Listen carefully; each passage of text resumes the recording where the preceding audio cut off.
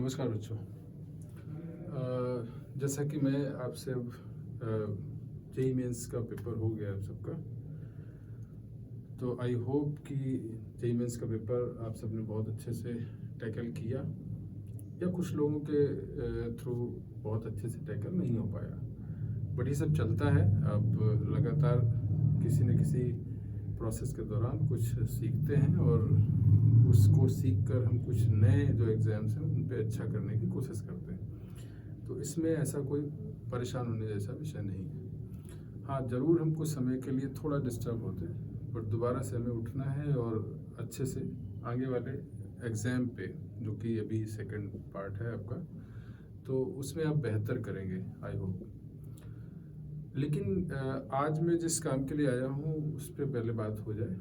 दरअसल JEE mains के second paper को देने से पहले, चूँकि हमारे पास समय जेई एडवांस को तैयार करने के लिए भी थोड़ा कम है, तो हम आज की डेट पर ऐसे स्टूडेंट जिनका पहला जो सेशन फर्स्ट में जो पेपर हुआ है वो अप टू द मार्क है, उनको लगता है कि वो सेटिस्फैक्ट्री है और रिज़ल्ट उनका ठीक ठाक आएगा, तो उन सब के लिए हम लोग एक तरीके से आपको कुछ वीडियोस के थ्रू कुछ एक्सप्लेन करेंगे, कुछ टॉपिक को एक्सप्लेन करते जाएंगे, छोटी छोटी चीज़ें जो कि आपको जेई एडवांस जैसे पेपर के लिए जो फियर होता है वो हटाने का काम करेगा। बड़ी इम्पॉर्टेंट चीज़ क्या है, देखिए मैं हमेशा से क्लास के अंदर भी बोलता रहा आपको कि जेई एडवांस और मेंस केमिस्ट्री को लेकर अगर देखा है तो सिलेबस बड़ा डिफर नहीं होता। तो एडवांस का मतलब क्या है, एक सोच को आप बोल सकते हैं कि वो एडवांस है, किसी सब्जेक्ट के उस लेवल की अप्रोच को, जो बहुत स्टैंडर्ड अप्रोच होगी, उसको हम नाम देते हैं जेई एडवांस। मैं जहाँ तक अपनी बात करता हूँ, मैं इसको ऐसे ही समझता हूँ और ऐसे ही देखता हूँ। तो हम लोगों को जब जेई एडवांस की बात करनी है तो हर टॉपिक का बहुत एनालिसिस हमें पता होना चाहिए। तो आज जो मैं टॉपिक लेके आपके सामने आया हूँ और बहुत छोटे छोटे पॉइंट्स हैं, और आप सब इन छोटे छोटे पॉइंट्स को एक जगह दिमाग में सेट करें, अपने नोट्स में मेंशन करें, और ये सब ऐसे ट्रिक्स हैं, ऐसे पॉइंट्स हैं जिनको अगर हम पढ़कर जेई एडवांस जैसे पेपर में जाते हैं तो आपको बहुत हेल्प मिलती है। जिनमें से सबसे पहला एक टॉपिक आपके सामने दिख रहा है और मैंने टॉपिक का नाम भी दिया है अंडरस्टैंडिंग ऑफ रिएक्शंस। तो जो भी हम रिएक्शंस पढ़ते हैं, ज़्यादातर हमको ये एक मिथ है कि ज़्यादातर रिएक्शन हम याद कर लेते हैं, और याद करना ठीक बात है, बहुत जगह आपको याद करना पड़ता है, मैं इससे दूर नहीं जा रहा हूँ, इससे अपोजिट नहीं बात कर रहा हूँ, बट हाँ, हम अगर किसी चीज़ को लर्न कर रहे हैं और उसके लॉजिक पे बात कर लें तो वो चीज़ ज़्यादा बेहतर तरीके से आप समझ पाते हो और स्टेबल होता है आपके दिमाग में, ठीक है।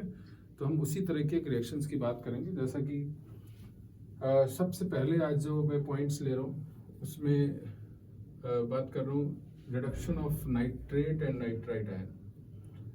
तो इसमें हम कैसे देखेंगे इस रिडक्शन की, अगर आप बात कर रहे हैं तो नाइट्रेट और nitrite ion, this is nitrite ion, और ये बड़ा इंपॉर्टेंट पॉइंट है कि हम लोग नाम जरूर लिखें, nitrite ion, and this is the nitrate ion. तो आपको पता है कि इसके अंदर +3 ऑक्सीडेशन स्टेट और यहाँ पे +5 ऑक्सीडेशन स्टेट है, ठीक है। तो इसके रिडक्शन को लेकर आईआईटी ने कई बार अलग अलग तरीके से क्वेश्चन पूछे हैं, तो इसलिए मुझे लगता है कि ये टॉपिक आपको जरूर दिमाग में रहे और बहुत कॉन्सेप्ट के साथ रहे। तो इसकी दो बातें हैं। इसकी एक बात तो ये है कि अगर आप रिडक्शन एल्कली मेटल्स के प्रेजेंस में कराते हैं, एल्कली मेटल्स मतलब lithium, sodium, potassium etcetera, majorly इन्हीं का रिड्यूसिंग पावर बहुत ज़्यादा होता है, आप सबको ये पता है। तो दे हैव रिड्यूसिंग पावर, और इनके प्रेजेंस में अगर आप इन दोनों आयंस का रिडक्शन कराते हैं तो क्या होता है कि नाइट्रोजन का रिडक्शन होगा और नाइट्रोजन गैस मिल जाती, जो कि 0 ऑक्सीडेशन स्टेट में, मतलब +3 वाला भी रिड्यूस होकर +3 और +5 दोनों रिड्यूस होकर कहाँ जा रहे हैं, 0 पे। तो ये पहला कॉन्सेप्ट है कि नाइट्रेट और नाइट्राइट आयन का जब भी आप रिडक्शन करते हैं एल्कली मेटल्स के प्रेजेंस में, like lithium, sodium, potassium, then आपको हमेशा रिडक्शन जो होगा वो N2 गैस में कन्वर्ट हो जाएगा। This is the preparation of nitrogen gas also.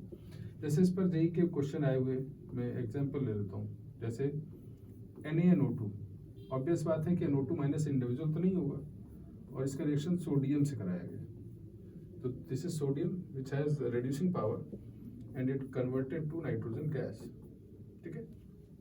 Similarly KNO3 या KNO2 और then reaction with K, तो यहाँ भी N2।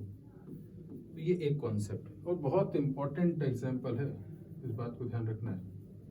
तो ये पहला केस है कि कभी भी नाइट्रेट और नाइट्राइट आयन का अगर आप रिडक्शन कराते हैं और इस रिडक्शन में एल्कली मेटल का प्रेजेंस होता है तो वो रिडक्शन हमेशा कहाँ पे जाएगा? नाइट्रोजन गैस पे, ठीक है। इसके अलावा दूसरा जो पॉइंट दिख रहा है ये in the presence of nascent hydrogen, ये बड़ा इंपॉर्टेंट पॉइंट है। जैसे हम तो जान गए कि एल्कली मेटल ये हैं, बट हम ये कैसे जानेंगे कि नेसेंट हाइड्रोजन कैसे आता है? तो आप याद करो, जिंक, एल्युमिनियम, टिन और lead, these are the amphoteric metals, और इनका एक्वस सोल्यूशन जो होता है, इनके साथ जब रिएक्शन होता है तो आपको हाइड्रोजन गैस मिलता है। लेकिन हर हाइड्रोजन का मॉलिक्यूल मिलने से पहले आपको नेसेंट एटम जरूर मिलते हैं, ये ध्यान रखना है। ये बड़ा इंपॉर्टेंट पॉइंट है कि जब भी आपको हाइड्रोजन मिलेगा उससे पहले ये किस में फॉर्म में रहेगा? नेसेंट एटम की फॉर्म में। तो अब क्या होगा, अगर आप नेसेंट हाइड्रोजन का सोर्स लाते हैं तो यहाँ पर ये रिड्यूस होकर अमोनिया गैस आपको मिल जाती है, मतलब ये इसको -3 तक ले जाता है। That means nascent hydrogen is strong reducing agent as compare to alkali metals. ये सिंपल सी बात है और सही भी है। जहाँ आप डायरेक्टली नाइट्रोजन ला रहे हैं, सॉरी हाइड्रोजन ला रहे हैं, वहाँ रिडक्शन ज़्यादा होगा, और यहाँ तो इलेक्ट्रॉन्स ट्रांसफर हो रहे थे ना। अब एक बात जरा समझो, इसके कैसे एग्जांपल्स? तो 2 पॉइंट्स फाइनली आपने ध्यान रखे, nitrate and nitrite ion in the presence of alkali metal gives nitrogen gas, and in the presence of hydrogen, nascent hydrogen, it gives ammonia. अब जैसे मैं एक इसमें एग्जांपल लिख सकता हूँ, जैसे हम लोगों को दिया जाए NaNO2 plus zinc plus aqueous NaOH, तो ये सब मिलकर, अब देखो ये दोनों मिलकर क्या देंगे आपको? नेसेंट हाइड्रोजन, और इसको रिड्यूस करके क्या बना देगा? अमोनिया। तो ये मेथड है, इस तरह के एग्जांपल्स आप यहाँ पे यूज कर सकते हैं। मैं एक और एग्जांपल लिख देता हूँ, जैसे NaNO2 plus aluminium plus aqueous NaOH, इन तीनों को अगर आप मिलाएंगे तो इन दोनों से मिलने से क्या मिलेगा? नेसेंट हाइड्रोजन, अगेन वो रिड्यूस करेगा और अमोनिया गैस के फॉर्म में आपको यहाँ पे मिल जाएगा। तो ये बड़ा इंपॉर्टेंट पॉइंट है, और ध्यान रखिए ये सब जो हम लोग बात कर रहे हैं ये IIT के माने जाने क्वेश्चंस हैं, IIT में बहुत बार पूछा गया है, और मैं इसको क्वेश्चन की तरह ट्रीट नहीं कर रहा हूँ, मैं इसको ट्रीट कर रहा हूँ कि कॉन्सेप्ट है ये।